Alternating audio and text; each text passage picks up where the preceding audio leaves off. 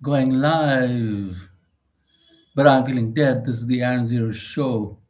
Time to get ahead. This is day 30 of the unnecessary illegal war, the Iran war. And what is going on? It's like tit for tat that is going on.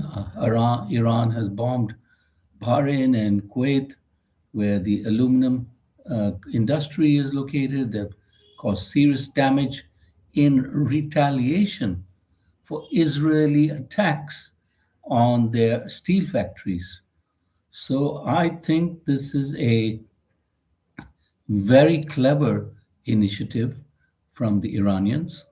What they have done is that if Israel or America is attacking them, then they are attacking America and Israel's friends, which are all the Gulf Coast countries, which is quite strange for me, but I'm not a Muslim. Uh, but if you're of this relatively the same faith but a different strain, why would you? I mean, the Iranians are Shia and the rest of them are Sunnis, but they belong to the same faith, the Muslim faith. Why wouldn't you see them as your brothers?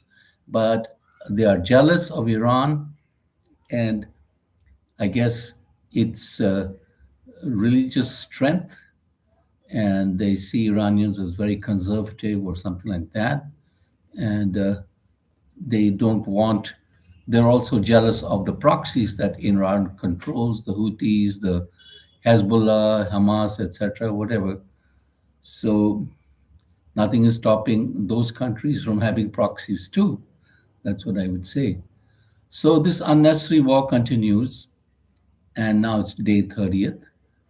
And Mr. Trump, of course, is full of baloney. You can never trust a single sentence that comes out of his mouth. Uh, as per the latest news reports, he says that we're very close to a deal with Iran and they're wonderful people and stuff like that, which is pure rubbish. And the fact is, he has about anywhere from 3,000 to 5,000 troops in the area, and it's totally going to have 10,000 troops. More troops are being put in. But what he doesn't understand and doesn't realize that they would be facing a million with an M, a million troops of Iran or soldiers or whatever you can describe them. And how do you defeat a million strong force unless you get everybody in America to come across? And I don't think so. The No Kings Parade, which was held on Saturday, found many people protesting against the Iran war because it's not their war. And per American law, Mr. Trump is supposed to ask the Congress, the U.S. Congress, which is the two houses, Senate and Republicans, for permission to start a war. And of course, the Republicans are controlling the show there, so they would have given him the uh, the okay, but the Democrats could have put some kind of a stoppage to it, or something, or at least it would be in the record that Trump is embarking on what is a disastrous, disastrous course of action. And more, it looks to me like Russia and China are actively helping Iran with brilliant intelligence. Apparently, they have already knocked out 50 jets in the Syrian area, practically all the jets which would be used for attacking Iran and that side. So the only jets they have would be the ones on the aircraft carriers which are streaming towards Iran area. And Iranians are learning by trial and error how to take down those jets.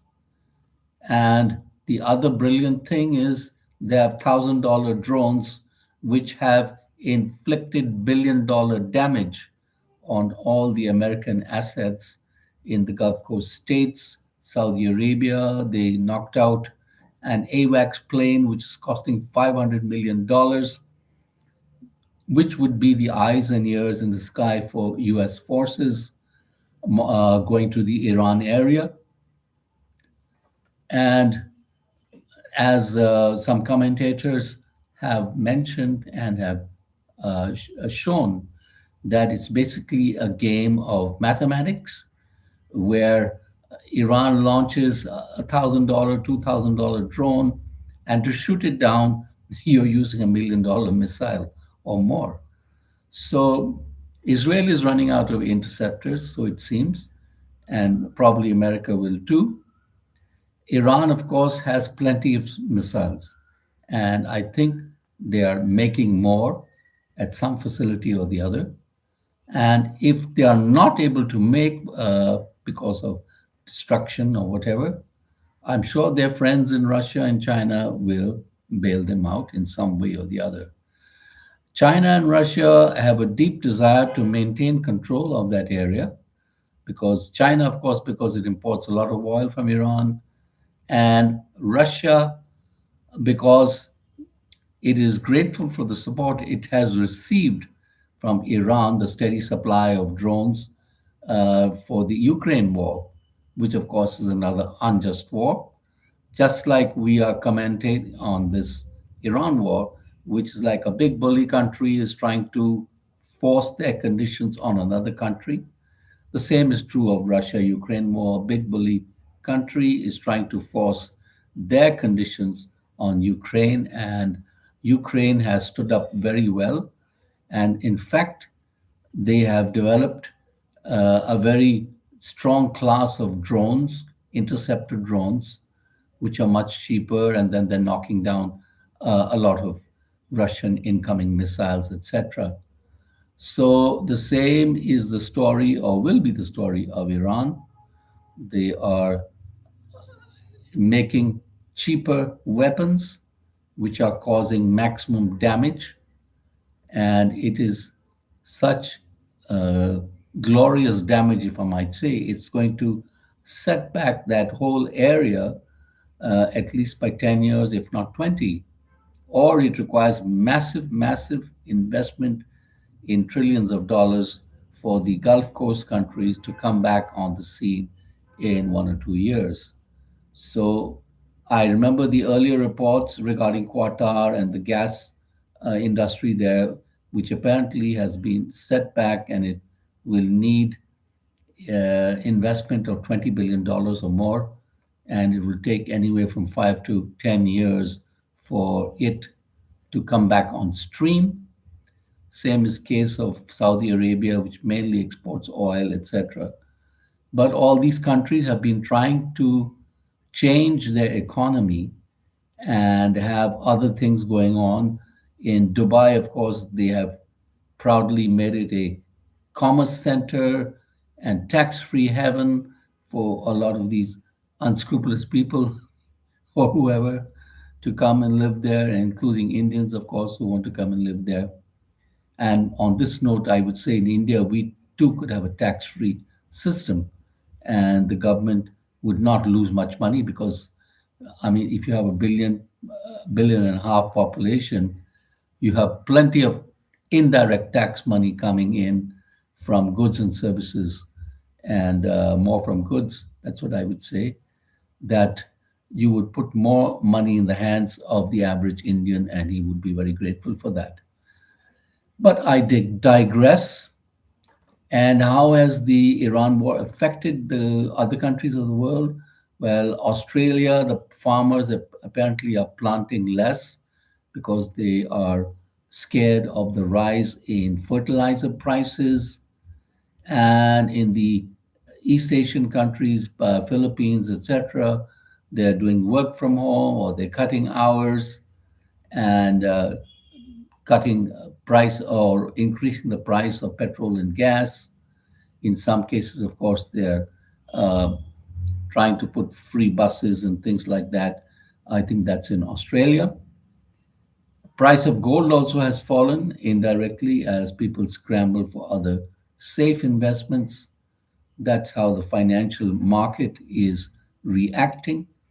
India, of course, is for some reason in a very lucky spot, is has enough petrol and oil supplies, but I think that's only for a month. But they have made massive arrangements just now, and probably will. buy more Russian oil. That's what I would see coming to India, and of course, other sources. But of course, other countries like Japan, etc., are completely dependent or have been completely dependent on the West Asia oil system, etc. So they too will have to look for other areas and things like that. Also, countries worldwide will have to change to a different energy, a non fossil energy. I'm thinking renewables, solar energy, wind energy, and other types of energy that, like you have your EVs and stuff like that. They would have to develop other types of energy so that you are less dependent upon oil energy and the fossil fuels, coal, etc., the polluting energy, so to speak. That is what would be the bright spot emerging from this nightmare that is happening just now. So we hope this nightmare will end soon. I personally hope Iran will be victorious because, uh, as far as I'm concerned, Iran was unjustly attacked, and there's a right and there's a wrong. And if you do a wrong, then, well, you have to face the consequences of that wrong. America has committed a bad karma, and it's going to face that. It had to leave Vietnam after spending some years there and losing 58,000 of its soldiers. And the same thing was in the other adventures that America did. However, in the Venezuelan adventure, Mr. Trump thought it was very easy to go and kidnap somebody, and everything changes. And he expected, with the killing of the Mr. Ayatollah Khomeini, everything would collapse. But apparently, nothing has collapsed. It's only become more stronger and more conservative and more hardline, as that's what commentators are saying. So, and even an Iranian commentator said that if they had let Khamenei live, they would have had a good person to negotiate with. And of course, a lot of the Iranian officials who've been coming to India, etc., have stated their goal was never to pursue a nuclear weapon. And even during the initial negotiations with Iran and all that, they were coming to an agreement where they would not manufacture any bomb or whatever. So the whole situation has changed now with this unprecedented attack on Iran.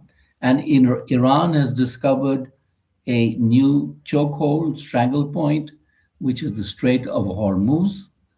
And if America is going to attack it and try and capture that area, there are going to be many American casualties, and it will be a bloodbath, as one Iranian commentator had pointed out. I don't think the Iranians will give up without a wonderful fight. And previously, they fought against Iraq for 10 years.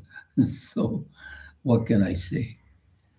And the city of Delhi is going to be spending 627 crores to fix the potholes in Delhi from north to south and pave all the roads and use high tech technology to do it. And so we are going through a transition to a summer season, but luckily it's still been cool in the city of Delhi. And the Noida airport, which was just recently opened, is going to create a lot of employment opportunities for the people in that area, cargo base, etc., and other spin off businesses which will be created by that airport. So we thank you for watching. Goodbye and good luck, and subscribe.